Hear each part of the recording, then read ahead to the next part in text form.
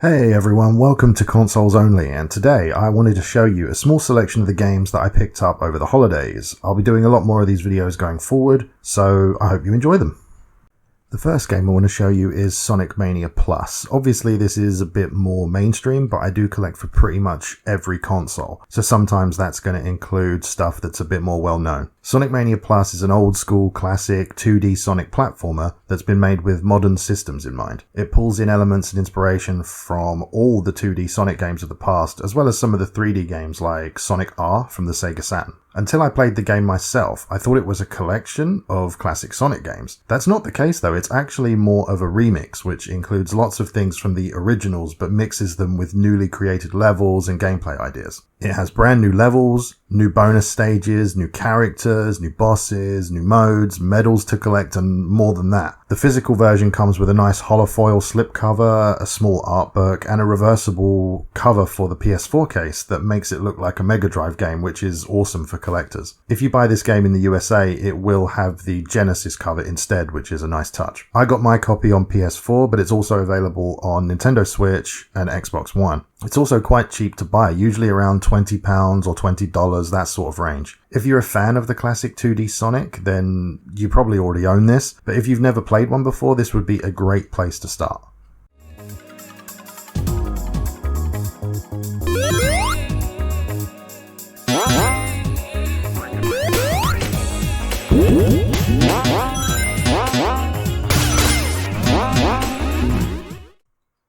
Next up, we have, and I want to make sure I get this right, Is It Wrong to Try to Pick Up Girls in a Dungeon? Familiar Myth, Infinite Combat. This is an action RPG dungeon crawling game where you'll be fighting monsters, earning skill points, following the story, and acquiring loot, which you can then enhance to try and complete increasingly difficult dungeons. This game is based on the popular anime of the same name, and from what I can tell, it follows the story of the first season. In the West, the game features Japanese voice acting with English subtitles only, which is fine, but considering the anime has an English dub, it would have been nice of them to include one for this game. This is somewhat of a budget title though, so perhaps the cost played a part in that, I don't really know. Good news though is that the game is completely uncensored in all versions, and that's probably because the anime and game are generally quite tame, except for a bit of fan service here and there. I've got about 4 hours into this game so far, and I have enjoyed it, but it definitely has some design choices that may turn some people off. It isn't great visually for one, plus the character movement and ability to dodge seems very clunky to me. So it can sometimes feel as if you need to simply increase stats to win,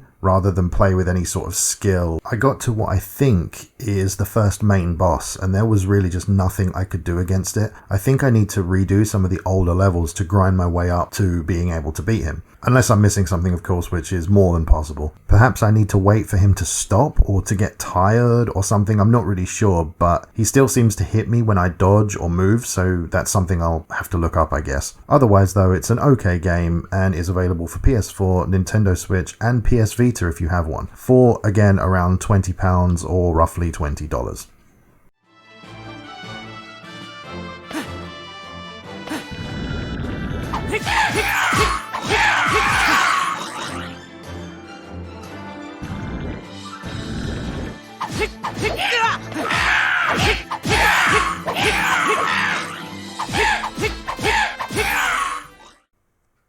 This next one is Omega Labyrinth Life, and it's a mystery dungeon game with some roguelike and slice of life elements mixed in. Slice of life usually refers to the more mundane and day-to-day parts of a character's life. And yes, this is one of those games, full of fan service and innuendo, but that doesn't mean the game itself can't be good, right? Unfortunately though, this game is censored on the PS4 worldwide, but not at all censored on the Nintendo Switch. This was due to some of the more sexual content. There's also no physical versions of this game in the West, which is why I got the Chinese English version, which has English text and works on any PlayStation 4 or PlayStation 5 worldwide. This version is also censored, but I didn't actually know that at the time that I bought it. Even the name was changed to Labyrinth Life due to the suggestive nature of the Omega logo. no-go. Minigames have been either replaced or removed completely, and some of the in-game art has been obscured. The game is rated PEGI 16 on the Switch in England and M for mature by the ESRB in the US, so I don't really see why it would ever need to be censored anyway, especially because the censored versions on the PS4 carry the exact same age rating, so it really makes no sense to me. It's just sad to see Sony doing this, honestly. The game itself is a mystery dungeon game in the same style as Pokemon Mystery Dungeon. The main difference is that while your level increases in Pokemon are permanent, the levels gained in Labyrinth Life are reset once you exit each dungeon. It's the gear that you find and the abilities that you learn that really govern how strong your character becomes. The main reason for this is due to the game's main gimmick. As you kill monsters, you gain Omega Power, which increases the chest size of your current character, and the bigger the chest gets, the more powerful she is. And no, sadly, I am not making that up. You'll also be able to customize the score and tend to a garden in between the dungeon runs, which over time will give you useful resources. It's a fun game, and if you're someone who's into dungeon crawling and grinding, then, it's great. I've enjoyed it, but I've now stopped my playthrough on the PS4 as I'll be going and buying the uncensored Switch version and starting again. This game can be expensive to import if you want a physical copy. You're looking probably over £60 or over $60 in most instances, but if you're interested in this one and have the ability to buy it on the Switch, even if you just buy it digitally, please do so. Don't support Sony's ridiculous censorship because it'll just get out of control if we do.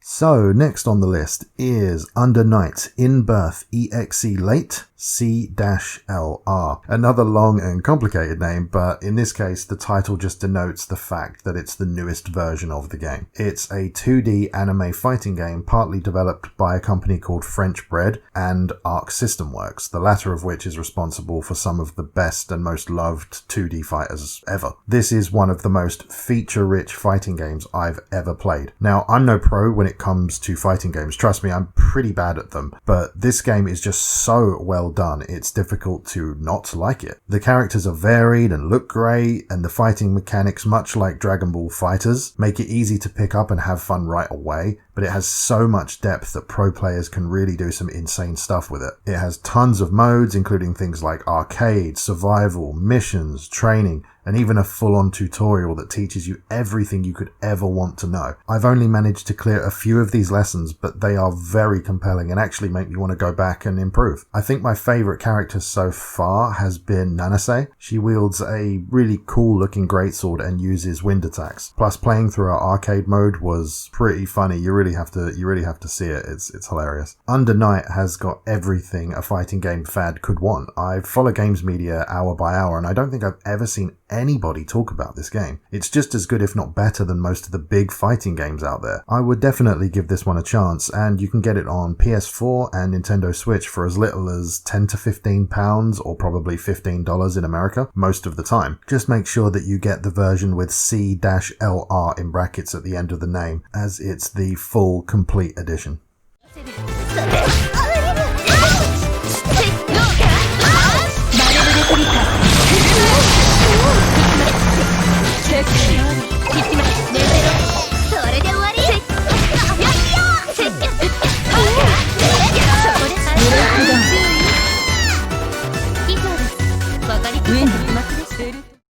I think I've saved the best for last. This is Dusk Diver. It's an action RPG that takes clear inspiration from Dynasty or Dynasty Warriors, Yakuza, and Persona. Its combat follows the Dynasty Warriors style of light attack combos that are ended with a heavy attack, like square, square, triangle, or square, square, square, square, triangle, variations on that. You can also use circle to execute a summon attack that briefly summons a selected ally who then quickly attacks and vanishes. The basic structure of the small open world, which is set in the streets of Taipei, follows the style of Yakuza's Kamurocho. You can help people with small, sometimes weird side quests, find hidden collectibles, and buy food to grant various buffs. The art style of the world and the characters is very obviously inspired by Persona, and, you know, it looks great. Even the music and parts of the story have a very Persona feel to them, which isn't really a bad thing, although some people may call it a ripoff. You play as Yuma, a 16-year-old high school girl who gains her powers after being attacked by a chaos beast from another dimension. I won't say any more than that because I don't really want to ruin the story for you, but as main character designs go, Yuma looks really awesome to me. You may have seen in the background gameplay that when she fights, she has to transform into her super form with the glowing blue hair. Basically a normal human without that form and wouldn't be able to fight without it. She also has a second form, which I won't spoil here, but I think it looks really, really cool. This game is fun, stylish, and kind of addictive actually. At least once you pass the first hour or so, it does tend to hold your hand a little bit in the beginning, but it's just trying to teach you all the things you can and can't do in this world. So it works for me. It was made by a small group of developers that I've never actually heard of before, and they should really be commended for what they've put out. I've not once seen anyone talking about this game, and I bought it based on its front cover art alone. I am pleasantly surprised by the quality of the game, and I will definitely be playing more of it. I really do want to finish it and possibly even platinum it. I may even do a full video on it once I've finished it, I'm not sure yet. Now, it isn't a big game, nor is it anywhere near as detailed as some of the others that I've mentioned, but it was made by people who clearly cared about what they were doing, and I for one really appreciate it and I want to support it. So if this looks in any way interesting to you, please do seek it out and see if you can get hold of it. It's pretty easy to get for under £15 or under $20, and it's available for PS4 and Nintendo Switch. Sometimes it can be a little bit more expensive on the Switch, I've noticed, but you can get it on both, physically and digitally. Despite releasing nearly a year ago, you can still find the Day 1 edition brand new and sealed in various places, which is what I bought for the PS4. It's definitely worth a look.